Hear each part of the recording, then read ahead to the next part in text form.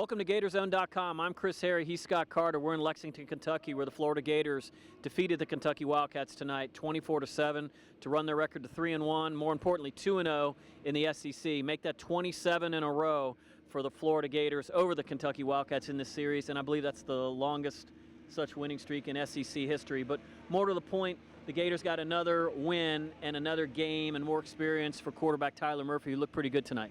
Yeah, he really did. He came out, hit his first 13 passes. I mean, you don't see that much of any quarterback, much less in their first career start. I think he finished 15 of 18, 156 yards, threw a touchdown. Only really blemish was an interception, but it didn't lead any points, partly because he actually hustled and made the tackle on the play. Turned out to be a pretty big play for Florida, got the momentum back on their side pretty quick. And, he was efficient in the second half after Florida took an early halftime lead, 21-7. And it was, all in all, it was a really, really good first start for Tyler Murphy. I tell you, what helped him out was Matt Jones, who's starting to look more and more like himself after missing all the preseason with that viral infection. 28 carries, 176 yards, and he's moving the pile forward, which is exactly what Will Muschamp wants to see. Yeah, I think we saw a little bit of the old Matt Jones today.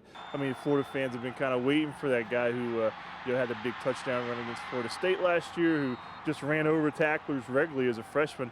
Today, he said after the game that he's about 95% back, feels like his old self, and he obviously looked at 28 carries, I think, 176 yards, like you said, a big touchdown early in the first half, and really that kind of helped Murphy out in everything he did because, again, he didn't have to take the game on his shoulders, basically.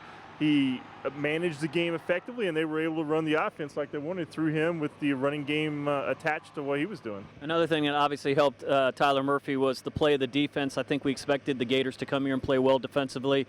Another outstanding performance. I think 176 yards Kentucky ends up with, 5 sacks by the Gator defense, 1 for 8 on third down conversions, and an unbelievable interception by Vernon Hargreaves. This guy is really, really good. Yeah, he is. 4 college games, 3 interceptions, and the one tonight that he made. I mean, he just, very athletic play, just kind of reached up, snatched it out of the air at the last second. It was kind of a ho-hum play on his part. I mean, he made it look easier than it really was, and he's just a playmaker. I mean, you hear coaches talk about that all the time. Vernon Hargreaves is one of those guys, and he's added another just key part to that defense. And, obviously they were without Dominic Easley for the first time tonight, so they're looking for other guys to step in. Hargreaves has done that already.